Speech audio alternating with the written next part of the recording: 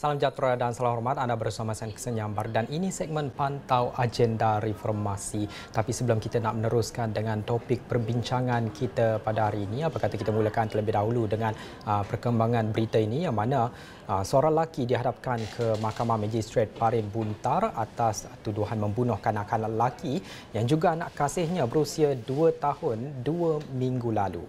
Tertuduh iaitu Muhammad Haziq Mustafa yang merupakan seorang duda mengangguk tanda faham selepas pertuduhan terhadapnya dibacakan di hadapan Magistrate Muhammad Syaiful Akmal Muhammad Razi. Bagaimanapun, tiada pengakuan direkodkan kerana ia melibatkan kes bunuh yang di bawah bidang kuasa Mahkamah Tinggi. Mengikut pertuduhan, Muhammad Haziq yang bekerja sebagai buruh kontrak didakwa melakukan kesalahan membunuh ayah Syekh Aulian Muhammad Faizul. Dia didakwa melakukan perbuatan itu di sebuah rumah di Taman Serai Permai, Bagan Serai dalam daerah Kerian antara 11 Oktober hingga 13 Oktober 2023. Pertuduhan dikemukakan mengikut Seksyen 302 Kanun Keseksaan.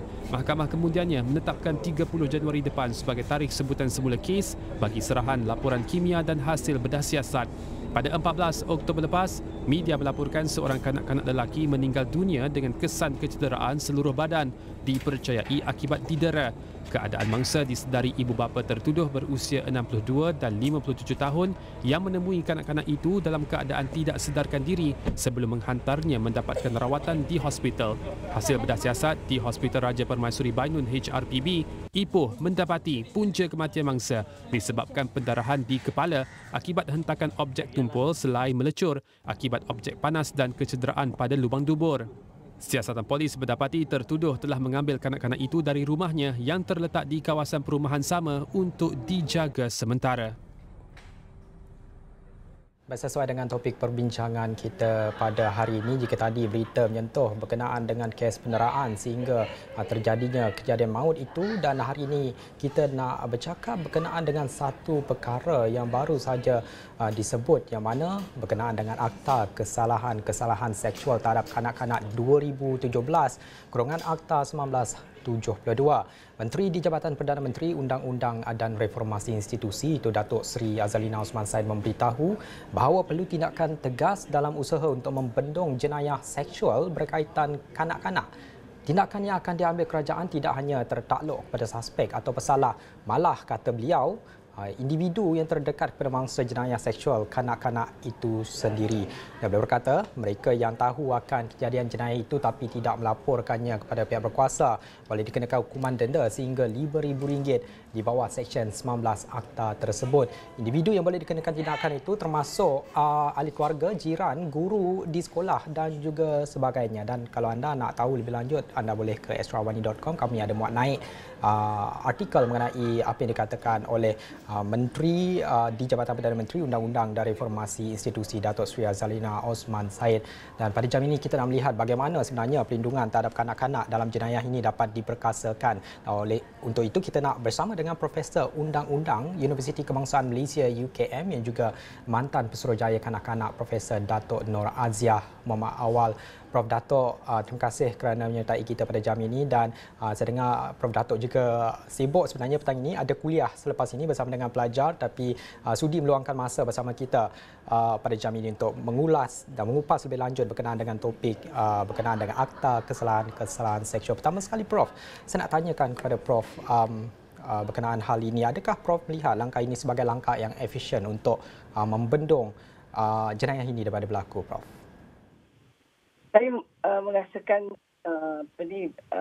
hasrat menteri untuk memastikan menguatkuasakan Seksyen 19 Akta Kesalahan Jenayah Seksual terhadap kanak-kanak ini satu hasrat yang sangat baik, dan saya rasa ini dah caranya untuk memastikan semua ahli masyarakat, terutamanya ahli keluarga, dapat mengambil perhatian bahawa mereka ada tanggungjawab kerana kanak-kanak yang menjadi mangsa penderaan seksual ini dia tak dah boleh tak mengadu kepada siapa, dan tentunya apabila perkara penderaan seksual berlaku, ia berlaku dalam tempat tertutup, di rumah, mungkin di rumah pengasuh, mungkin di sekolah dan sebagainya. Jadi dia perlukan orang yang boleh dipercayai untuk bercakap. Kadang kanak-kanak tu diugut, dia tak bercakap pun. Dan sebagai kanak-kanak, dia memang akan menyimpan perkara itu. Jadi bagi saya, peruntukan undang-undang tu dah ada, sudah dibuat pada tahun 2017 lagi. Dan kenapa ia tidak dikuatkuasakan?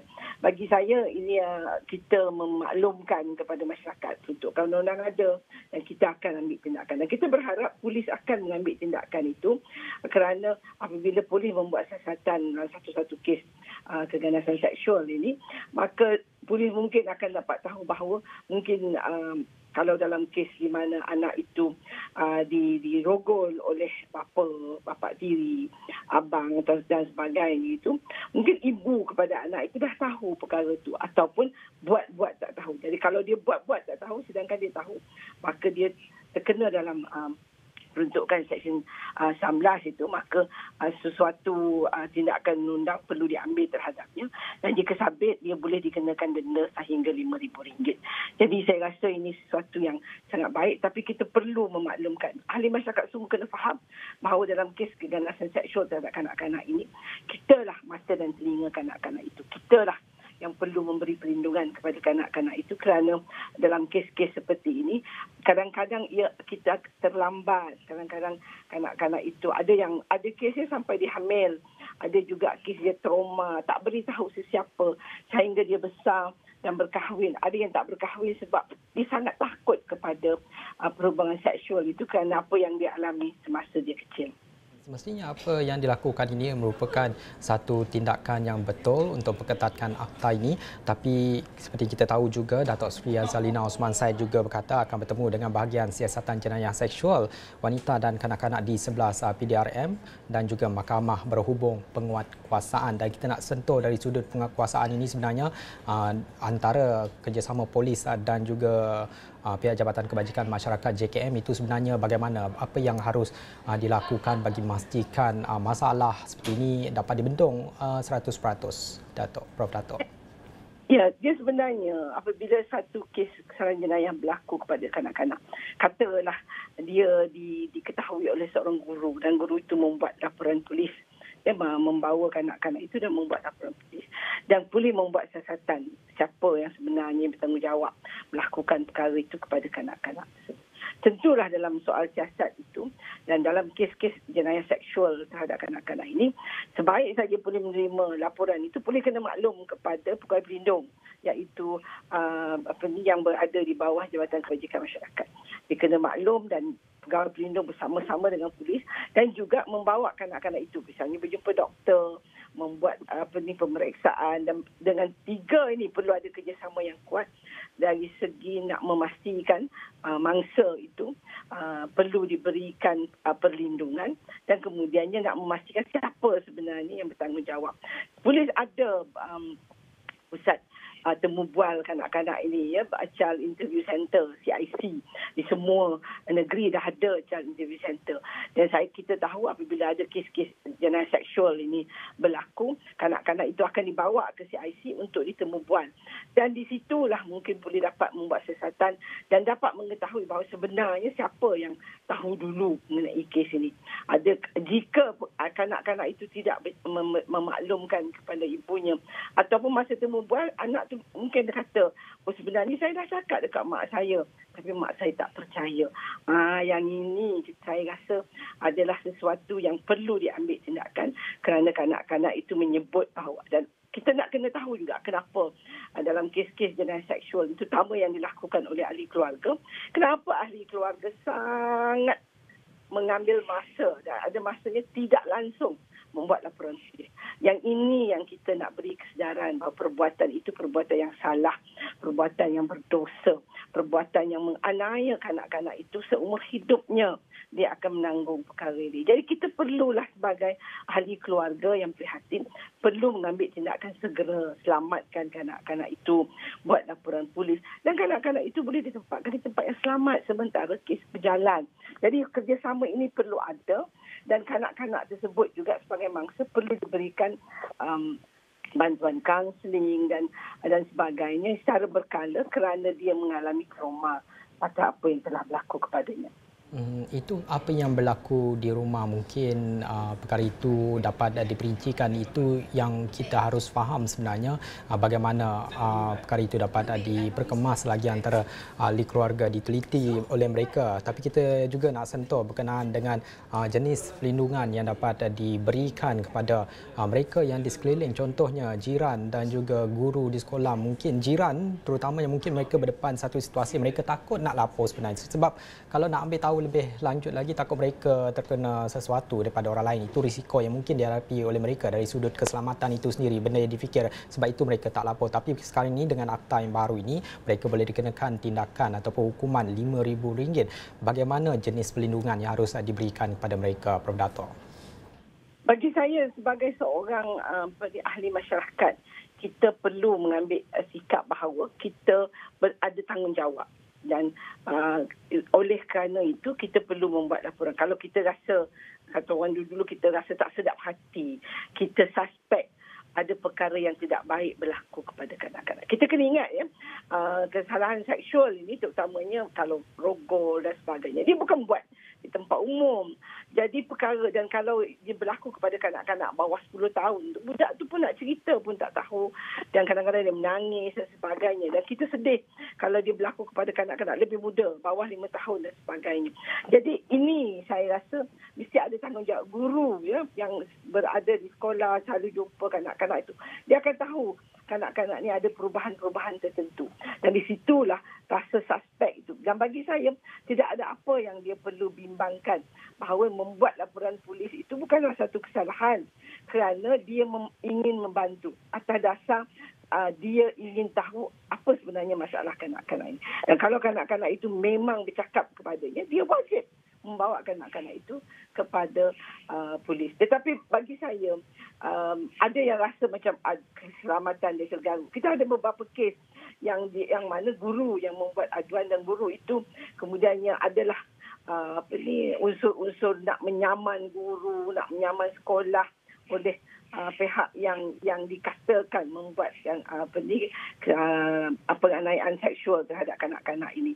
Tetapi bagi saya, kalau kita bukan bertujuan untuk memfitnah, kita memang nak selamatkan. Yang pentingnya anak itu ada. Dan bawalah anak itu ke polis, dan polis boleh menentukan anak itu bercakap benar ataupun tidak, kerana pusat temu bual kanak-kanak itu, CIC itu ada untuk membantu polis untuk mendapat fakta yang betul. Saya rasa orang ramai juga bijak menilai apa yang betul dan juga apa yang salah. Semuanya berbalik kepada sifat kemanusiaan seseorang itu sendiri. Jika mereka merasakan ada sesuatu yang tak kena, mereka kena lapor dengan pihak polis sebelum mereka dikenakan seperti apa yang baru saja dilaksanakan ini, yang mana RM5,000 akan dikenakan kepada mereka sekiranya mereka tidak melapor. Pastikan anda, kalau anda merasakan ada benda yang tak betul, contoh melibatkan jiran anda atau orang terdekat, para guru juga, kalau merasakan pelajar mereka mungkin lihat dari segi perubahan fizikal mereka tak kena, boleh terus mungkin tanyakan terlebih dahulu, dan kalau ada rasakan benda yang mencurigakan boleh terus lapor pada pihak polis, dan perkara ini boleh diambil terus dari situ. Kita masih lagi nak bincang berkenaan dengan topik memperkasa pelindungan kanak-kanak dengan Profesor Undang-Undang Universiti Kebangsaan Malaysia UKM yang juga mantan Suruhjaya Kanak-kanak, Profesor Dato' Nur Aziah Mema Awal. Tapi kita nak berhenti rehat seketika. Selepas ini kita kembali lagi dengan pelbagai soalan nak tanyakan berkenaan dengan memperkasa akta ini. Kita berhenti rehat seketika.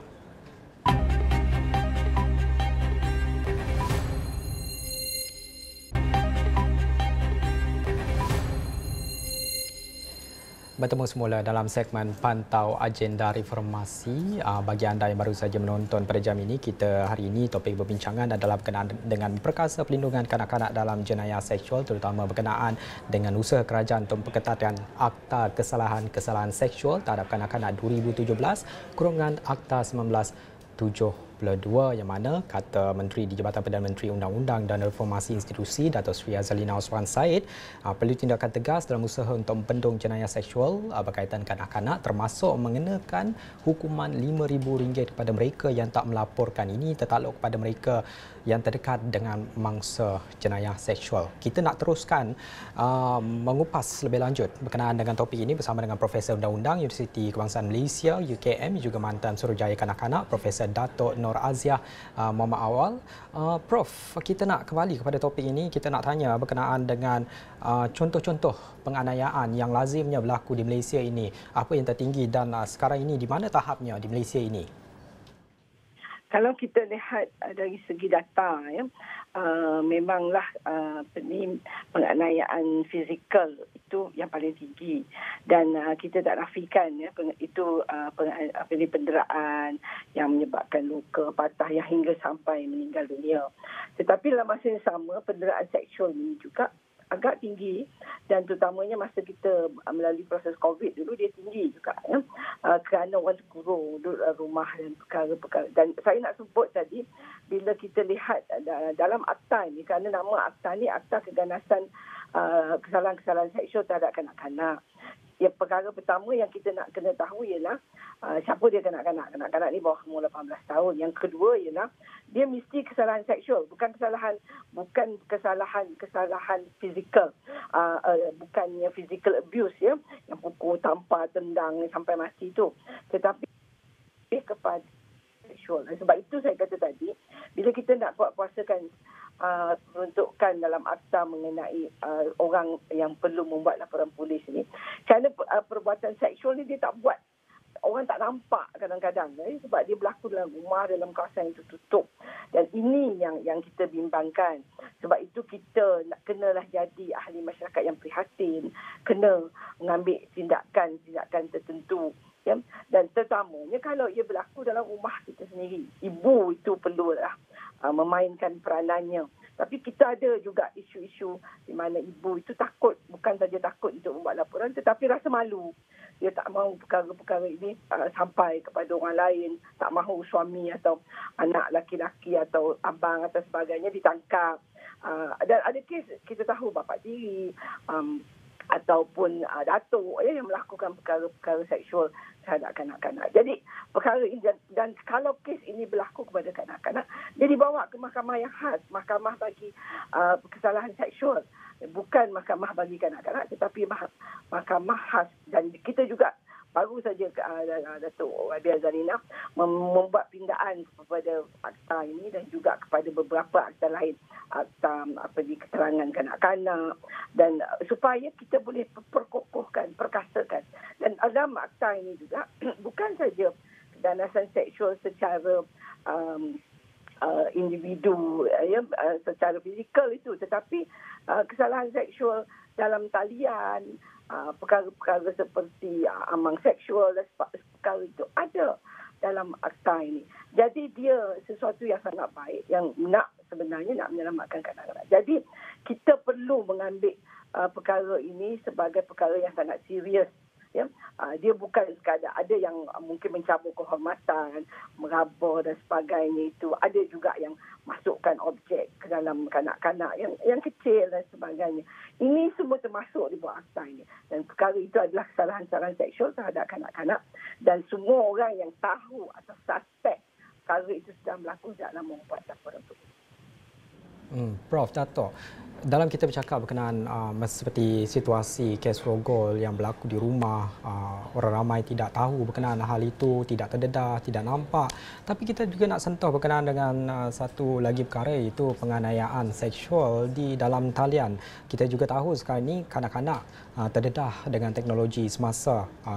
Benda ini pun kita tahu dan disokong oleh laporan oleh Interpol dan UNICEF yang mana menyatakan sebanyak 94% daripada kanak-kanak berusia 12 hingga 17 tahun adalah pengguna internet. Dan daripada jumlah itu sebenarnya sekurang-kurang 4% melaporkan mereka dieksploitasi dan dianiaya secara seksual dalam talian, di mana ia mewakili anggaran 100,000 kanak-kanak di negara ini yang mungkin sudah mengalami kemudaratan dalam tempoh sedia ada.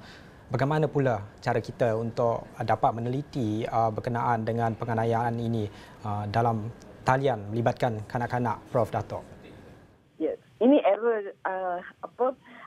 era digitalization dan semua orang kadang-kadang anak kecil pun dah pandai pakai handphone, menonton kartun pakai handphone dan sebagainya. Jadi kita sebagai bapa, satu perkara yang perlu kita ingat, kita perlu buat pemantauan, kerana kadang-kadang kita tak tahu pun anak kita berbual dan berkomunikasi dengan siapa. Itu satu perkara. Yang kedua, kadang-kadang kita hanya dapat tahu dah terlambat. Lambat tu apa dia? Bila dia dah mula membuat ugutan, ya? Dan mungkin anak kita dah terbagi gambar, dah buat, ada sekarang ni isu-isu seperti visual sex, ya, dia membuat hubungan seksual secara atas talian, dan ini dan apabila gambar itu dia akan ugutlah, dia kata kalau awak buat begini-begini, saya akan lepaskan gambar-gambar ini dalam internet dan dalam website tertentu, dan orang boleh tengok, dan itu akan menyebabkan malu kepada keluarga, pada kanak-kanak itu. Ini memang berlaku, dan kanak-kanak yang ramai yang merasa sangat tertekan. Ada yang sampai sanggup melakukan perkara-perkara yang di luar dugaan itu, sebab dia sangat takut. Dia sangat bimbang dengan perkara-perkara ini. Jadi kita sebagai bapa, kita perlu ada ilmu, perlu tahu bagaimana kita nak memantau penggunaan gadget-gadget moden ini, dan anak-anak selalu perlu dinasihatkan. Dia perlu ada informasi bagaimana nak mengawal diri dia, bagaimana dia perlu merasa selamat kalau dia online dan sebagainya. After all, didikan itu bermula dari rumah, dan ibu bapa juga mainkan peranan dan tanggungjawab yang amat penting, terutama dalam memantau tindak tanduk anak-anak mereka, terutama sekali dalam penggunaan media sosial. Kita tahu sekarang ini kanak-kanak ataupun mereka yang berusia berbelasan tahun pun sudah ramai yang menggunakan laman seperti aplikasi TikTok, Instagram.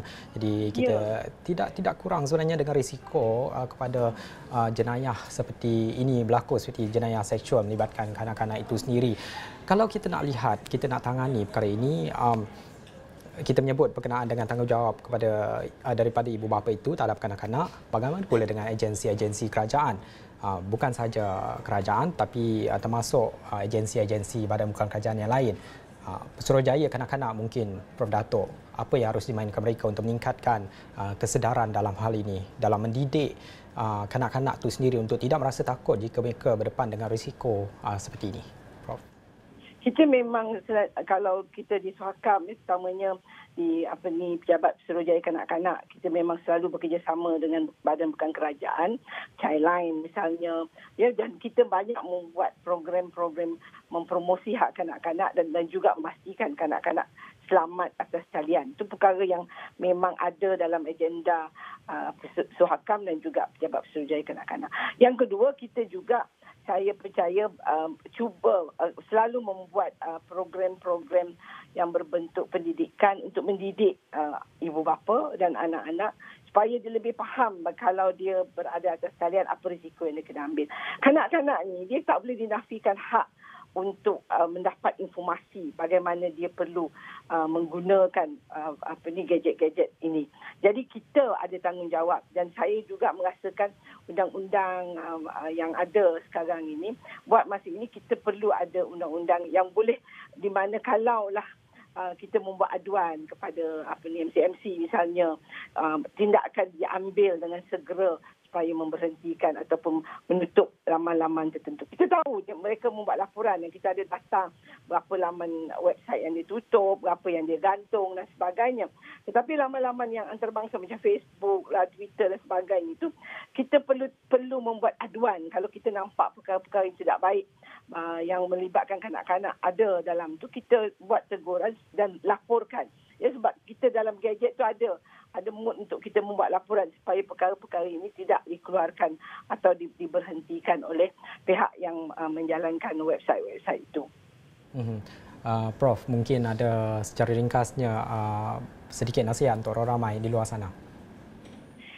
Saya merasakan bahawa kanak-kanak ni adalah satu kumpulan yang perlu kita beri perlindungan yang sangat itu. Oleh yang demikian, isu keganasan seksual terhadap kanak-kanak ini satu perkara yang akan menghancurkan kehidupan kanak-kanak itu. Jadi kita sebagai bapa, sebagai orang ramai, kita patut memberikan perhatian yang penuh, dan jika kita tahu berlakunya perkara ini, maka kita perlulah mengambil tindakan segera dengan membuat aduan. Dan kemudian dalam masa yang sama, kita bersama Hakam, bersama NGO-NGO yang ada, sama-samalah kita mendidik masyarakat supaya memahami apa sebenarnya tugas utama kita, terutamanya dalam menangani isu keganasan seksual terhadap kanak-kanak. Baik, itu dia apa yang dikatakan oleh Profesor Undang-Undang Universiti Kebangsaan Malaysia UKM, juga mantan Pesuruhjaya Kanak-kanak Profesor Dato' Nur Azia Memaawal. Pelbagai perkara yang disebut oleh Prof Dato' kita, walaupun dalam kesibukan itu tetap meluangkan masa bersama kita memberi pendapat dan juga cadangan berkenaan dengan topik memperkasakan akta yang berkenaan dengan jenayah seksual berkaitan kanak-kanak. Dan kita mengharapkan implementasi pada akta ini, tindakan yang lebih tegas dan dikenakan oleh kerajaan ini sebenarnya dapat 100% membendung daripada kesalahan ataupun jenayah seksual kanak-kanak ini daripada berlaku, terutama di negara kita ini sendiri. Kerana ini merupakan satu isu yang amat berat, harus diberi perhatian dan juga dijadikan sebagai tanggungjawab buat semua masyarakat, bukan saja kepada orang terdekat, kepada kanak-kanak itu sendiri. Kita mengharapkan yang terbaik berkenaan dengan perkara ini. Saya kira itu saja masa yang kita ada dalam segmen Pantau Agenda Reformasi. Saya Nixon Nyambar, selalu hormat dan kita jumpa lagi.